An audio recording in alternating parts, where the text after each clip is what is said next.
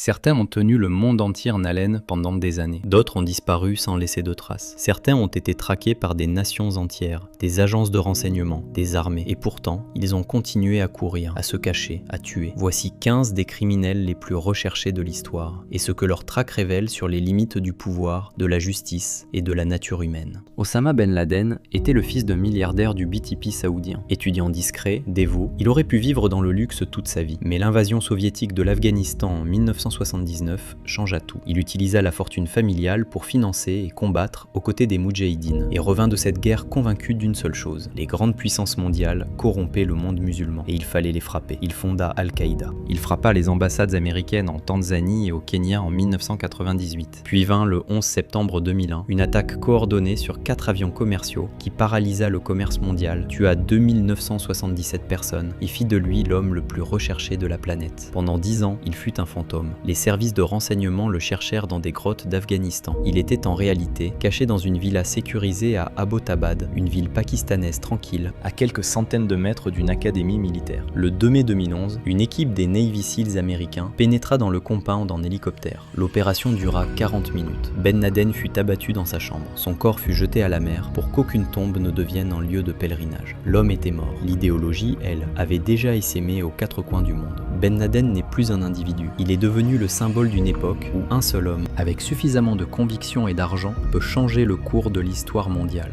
El Chapo, Joaquín Guzmán Loera, est né dans la misère paysanne de l'état de Sinaloa, au Mexique. Pas d'école, pas de perspective, pas d'avenir visible. Seulement le trafic de drogue qui structurait la vie du village depuis des générations. El Chapo ne choisit pas le crime, il y naquit. Ce qui le distingua des autres, c'est son génie de l'ingénierie. Il fut le premier à creuser des tunnels climatisés, éclairés, équipés de rails, sous la frontière américaine. Des tunnels capables de faire passer des tonnes de cocaïne sans jamais croiser un douanier. Il fonda le cartel de Sinaloa. À son apogée, son organisation contrôlait l'essentiel du trafic mondial de drogue. Sa fortune était estimée à plusieurs milliards de dollars. Arrêté une première fois en 1993, il s'évada d'une prison de haute sécurité en 2001, caché, selon la légende, dans un chariot de linge sale. Recapturé en 2014, il récidiva l'année suivante. Cette fois, un tunnel d'1,5 km avait été creusé directement sous la douche de sa cellule. Le gouvernement mexicain fut humilié devant le monde entier. Il fut finalement capturé pour la dernière fois en 2016 et extradé aux États-Unis. L'homme qui avait passé sa vie à creuser des tunnels pour s'évader réside aujourd'hui dans une cellule d'isolement total, sans fenêtre, sans contact humain. Il prouve que le génie criminel, sans fin, finit toujours par se retourner contre lui-même. Whitey Bulger régnait sur les bas-fonds irlando-américains de South Boston depuis les années 1970. Chef du gang Winter Hill, il contrôlait l'extorsion, le trafic de drogue, les paris clandestins. Mais Bulger avait une arme secrète qu'aucun rival ne soupçonnait. Il était simultanément informateur du FBI. Pendant des années, il transmit des renseignements à son agent traitant, John Connelly, pour éliminer ses concurrents, pendant que le FBI fermait les yeux sur ses propres crimes, dont au moins 11 meurtres. Le pacte corrompu s'effondra en 1994,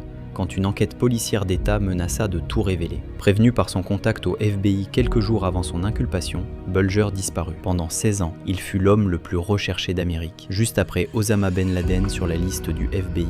La traque mondiale se termina non pas dans un pays étranger, mais dans un modeste appartement de Santa Monica, en Californie, où il vivait tranquillement avec sa petite amie sous une fausse identité. Arrêté en 2011, condamné à 2 peines de prison à vie pour 11 meurtres et rackets, son histoire n'est pas celle d'un gangster, c'est celle d'une faillite catastrophique de la justice américaine, la preuve qu'un criminel protégé par l'État est le criminel le plus dangereux qui soit. Carlos le Chacal, Illich Ramirez Sanchez, fut élevé pour être un révolutionnaire. Son père, riche marxiste vénézuélien, lui donna le prénom d'Illich en hommage à Lénine.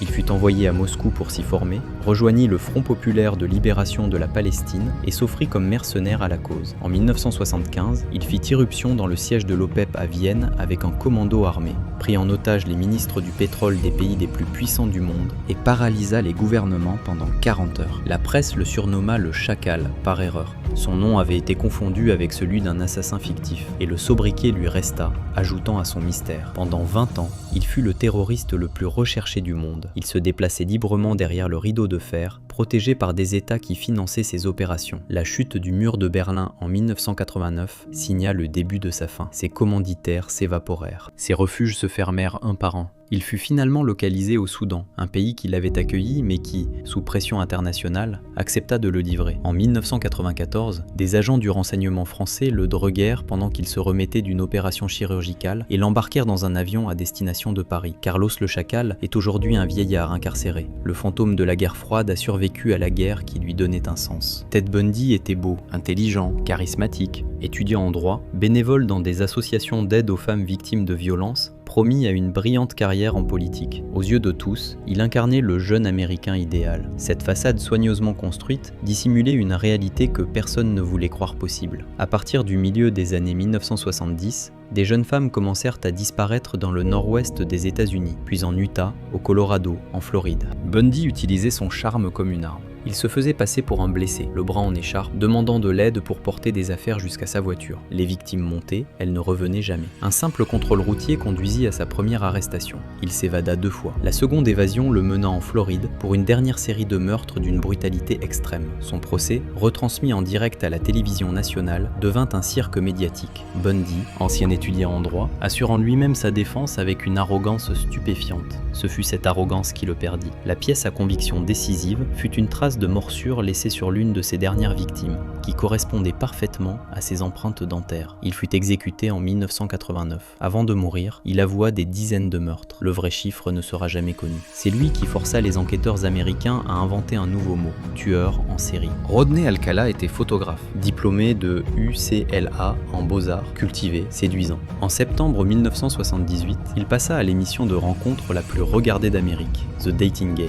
Il fut choisi par la candidate. Il gagna son rendez-vous. Ce que ni la candidate, ni les producteurs, ni les millions de téléspectateurs ne savaient, c'est qu'au moment où Alcala souriait face aux caméras, il avait déjà assassiné au moins 5 femmes, et qu'il en tuerait encore plusieurs dans les mois suivants. La candidate, après l'émission, appela les producteurs pour annuler le rendez-vous. Elle dit qu'il dégageait des vibrations étranges. Son instinct lui sauva la vie. Les enquêteurs ne firent le lien entre les meurtres que bien plus tard. Ce fut son propre passage à la télévision qui le trahit. Un officier de police, regardant la rediffusion, reconnut son visage et fit le rapprochement avec une disparition récente. Dans le box de stockage qu'il louait à Seattle, les enquêteurs découvrirent des centaines de photographies de femmes et d'enfants dans des positions de vulnérabilité extrême. On ne sut jamais combien il en avait tué. Certains enquêteurs estiment le chiffre à 130 victimes. Alcala mourut en prison en 2021 d'une mort naturelle sans avoir jamais révélé l'ensemble de ses crimes. Il prouve que le prédateur le plus efficace est celui que personne ne regarde 2 fois. Andrei Chikatilo était instituteur, père de famille, membre du Parti communiste soviétique. Pendant 12 ans, entre 1978 et 1990, il sillonna les gares et les arrêts de bus des villes du sud de la Russie, attirant des victimes vulnérables, enfants, clochards, jeunes femmes, dans des bois isolés. Il en assassina 52. L'enquête dura plus d'une décennie pour une raison précise. Le système judiciaire soviétique refusait officiellement d'admettre qu'un tueur en série pouvait exister en URSS. Le meurtre en série était présenté comme un phénomène capitaliste, une pathologie du monde occidental. Pendant que Chikatilo continuait de tuer, un innocent fut condamné et exécuté à sa place. Ce n'est qu'en 1990 qu'une opération policière massive, mobilisant des centaines d'agents dans les gares de toute la région, finit par l'intercepter. Lors de son procès, il fut maintenu dans une cage de métal pour sa propre protection. La foule des familles de victimes présentes dans la salle voulait le lyncher. Il fut exécuté d'une balle dans la nuque en 1994. L'affaire Chikatilo força l'URSS puis la Russie à admettre ce qu'elle niait depuis des années. Le mal n'a pas de passeport et l'idéologie ne protège pas contre la réalité. Pablo Escobar était un petit criminel de rue à Medellín, Colombie. Voitures volées, contrebande de pacotille, rien qui ne laissait présager ce qu'il allait devenir. Il vit dans la cocaïne, ce que d'autres n'avaient pas encore compris, une opportunité industrielle. Il ne l'inventa pas, il la révolutionna à une échelle que personne n'avait osé imaginer. À son apogée, le cartel de Medellín fournissait 80% de la cocaïne consommée aux États-Unis. Escobar gagnait des millions de dollars par jour. Sa philosophie tenait en 2 mots, plata o plomo, l'argent ou le plomb. Les juges, les policiers, les politiciens choisissaient. Ceux qui refusaient mouraient. Quand le gouvernement colombien tenta de l'extrader vers les États-Unis, il déclara la guerre à l'État, bombant des avions civils, assassinant des candidats à la présidentielle, faisant exploser des bombes bombes dans les rues de Bogota. La pression devint telle qu'il négocia sa reddition, à condition de construire lui-même sa prison. La cathédrale était une villa de luxe avec terrain de football, bar et jacuzzi. Quand les autorités tentèrent de le transférer dans une vraie prison, il s'évada simplement. La traque qui suivit mobilisa les services secrets américains, l'armée colombienne et un groupe de vigilantes financé par ses propres ennemis. Le 2 décembre 1993, un signal téléphonique le trahit. Il fut abattu sur les toits de son quartier. Sa prison de luxe est aujourd'hui un monastère, sa villa un musée touristique. Il est la preuve qu'un empire construit sur la terreur ne dure que le temps que dure la terreur. Jesse James fut forgé par la guerre. Adolescent, il combattit pour la Confédération lors de la guerre de sécession, apprenant une forme de violence qui ne connut pas de démobilisation quand la guerre se termina. Il appliqua simplement les tactiques de guérilla à une nouvelle cible, les banques, les diligences, les trains. Jesse James et son gang dévalisèrent avec une précision militaire. Mais ce qui les rendit légendaires, ce n'est pas leur brutalité, c'est leur image. Un journaliste sympathisant, John Newman Edwards, construisit autour de Jesse James le mythe du Robin des Bois confédéré, du hors-la-loi noble qui volait les banques corrompues pour venger le peuple du Sud. Le public y crut. Les Pinkertons, une agence de détectives privés, devinrent leurs ennemis jurés, notamment après un raid désastreux sur la ferme familiale qui tua le demi-frère de Jesse. La fin vint de l'intérieur. Une prime colossale sur sa tête attira la convoitise de Robert Ford, une nouvelle recrue du gang, qui tira dans le dos de Jesse pendant qu'il décrochait un tableau dans sa propre maison. La mort de Jesse James ne mit pas fin à son histoire, elle la perfectionna. Un hors-la-loi tué dans le dos par l'un des siens devient automatiquement un martyr. DB. Cooper embarqua sur un vol Portland-Seattle la veille de Thanksgiving 1971, comme n'importe quel homme d'affaires ordinaire. Costume sombre, cravate, mallette. Peu après le décollage, il passa une note à une hôtesse de l'air, l'informant calmement qu'il avait une bombe dans sa mallette. Ses exigences étaient précises, 200 000 $ en billets non marqués et 4 parachutes. À l'atterrissage à Seattle, l'échange fut fait, les passagers libérés. L'avion redécolla selon ses instructions, cap au sud, altitude basse, volet partiellement déployé. Quelque part au-dessus des forêts denses et pluvieuses du sud-ouest de l'État de Washington, D.B. Cooper abaissa l'escalier arrière du Boeing 727 et sauta dans la nuit. Disparu. On ne retrouva jamais son corps, ni son parachute. En 1980, un enfant en camping découvrit 3 liasses de billets décomposés sur les rives du fleuve Columbia, loin de toute zone d'atterrissage plausible. Le FBI enquêta pendant 45 ans. L'affaire fut officiellement classée sans suite en 2016. D.B. Cooper n'est plus un suspect, il est un mythe américain. La preuve qu'avec suffisamment d'audace, il est possible de disparaître du monde et d'entrer dans la légende. Joseph Mengele arriva à Auschwitz en 1943 avec 2 doctorats, en anthropologie et en médecine, et un pouvoir absolu sur des milliers de vies humaines. Sur le quai de débarquement, son geste de la main décidait qui vivrait et qui mourrait. Mais c'est dans ses laboratoires que résidait sa véritable obsession. Il utilisait les prisonniers, en particulier les jumeaux, comme sujet d'expérience. Infection délibérée, chirurgie sans anesthésie, vivisection.